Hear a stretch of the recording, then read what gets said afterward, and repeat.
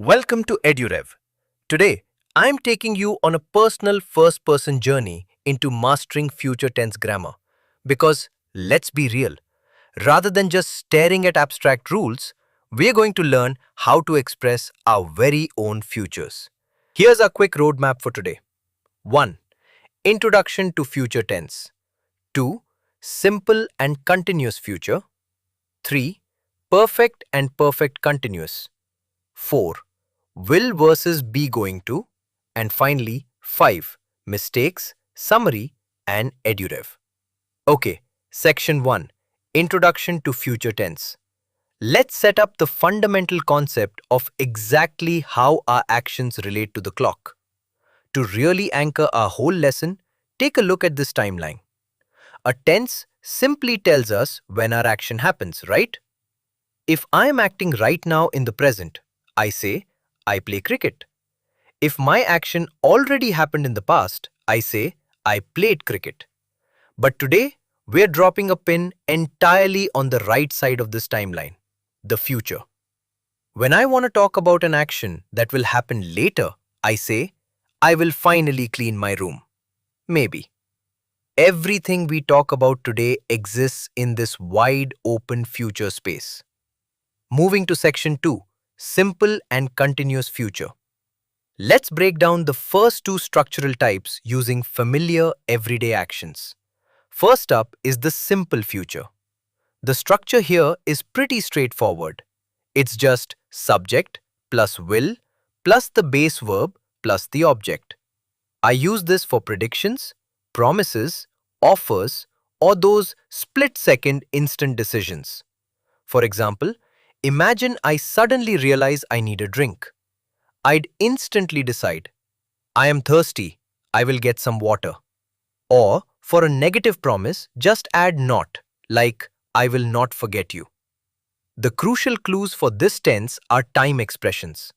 We're talking about words like tomorrow, next week, soon, or later. I can frame a personal prediction by saying, I will study tonight, or I will visit Delhi next week. These words firmly plant my action ahead of the present moment. But what if my action isn't just a quick one-and-done event? What if it's something that will be actively happening? Well, that brings us to the future continuous tense. The structure shifts slightly here. Subject plus will be plus the verb with an ing ending. I use this when I want to describe an action that will be in progress at a particular time. So instead of a simple prediction, I shift the action to being in progress by stating, at 10 a.m., I will be taking my exam. See that? I'm putting you right in the middle of my future action. Notice how the time expressions change for continuous actions to pinpoint exact moments in time.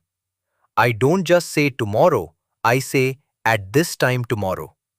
So, if I have a planned activity, I would say, this time tomorrow, we will be flying to Mumbai. Or, I will be reading at 8 p.m. It creates this vivid picture of what we'll be doing at that very second. Let's look at Section 3, Perfect and Perfect Continuous. This is where we step into slightly more complex timelines, where our actions finish before a certain point in our future. First, the future perfect tense. The structure here is subject plus will have plus the third form of the verb, which is the past participle.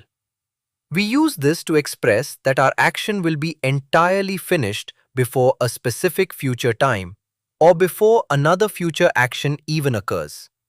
So to really demonstrate completion, I can firmly declare, I will have completed my homework by 8 p.m. By the time that clock strikes 8, my task is already done and dusted in the future. The absolute crucial point for the future perfect is the use of by expressions. Phrases like by tomorrow, before, or by 5 p.m. basically act as deadlines. For instance, if I am talking about my own schedule in relation to yours, I would say, I will have left before you arrive. My action of leaving is 100% complete before your future action of arriving even starts. Next is the longest structure of them all, the future perfect continuous. But hey, let's assemble this formula piece by piece so it doesn't overwhelm you.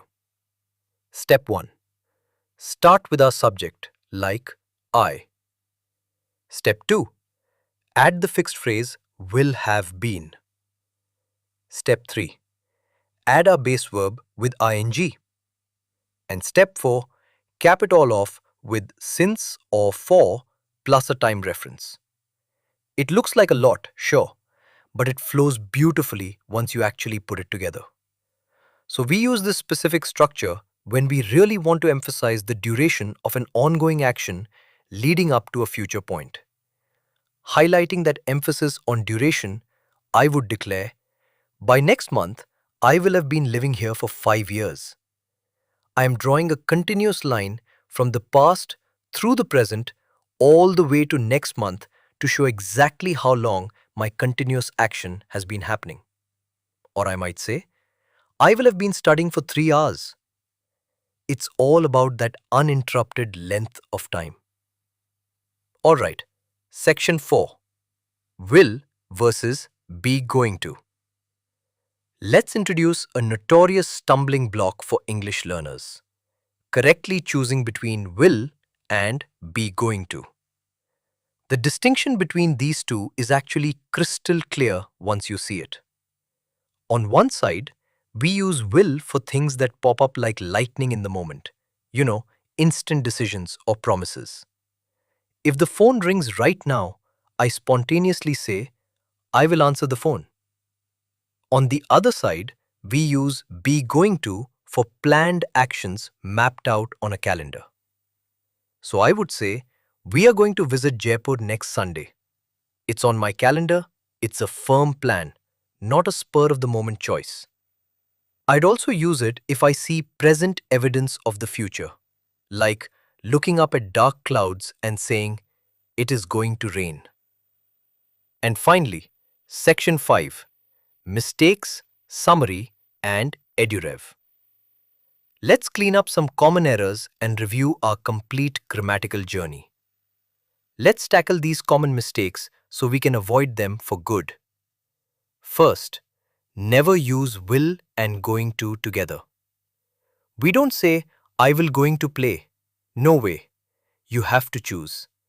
I will play or I am going to play. Second, don't put an ing verb directly after will. I will playing is a massive trap. It must be I will play or I will be playing. Third, watch out for the wrong past participle in the future perfect.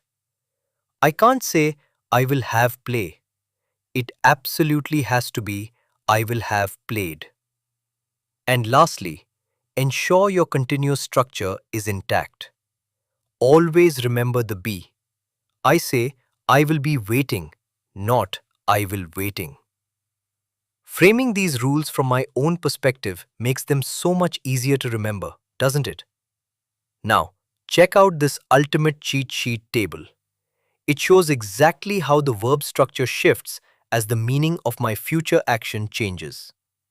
If I just have a basic future action, I say, I will play. If that action is in progress later, I say, I will be playing. If I want to show the action is completed before a future deadline, I say, I will have played.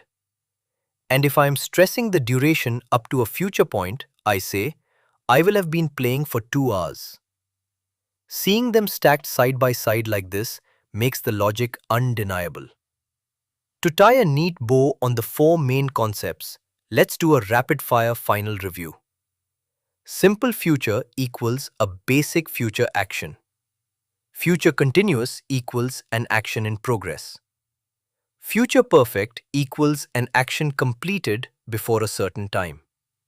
And future perfect continuous equals the duration of an action continuing until a future time. Keep those 4 core meanings in mind and you're never going to get lost in the future tense again. And that brings our first-person journey to a close. To continue mastering your grammar and unlock just a ton of incredible learning resources, make sure to download the EduRev app.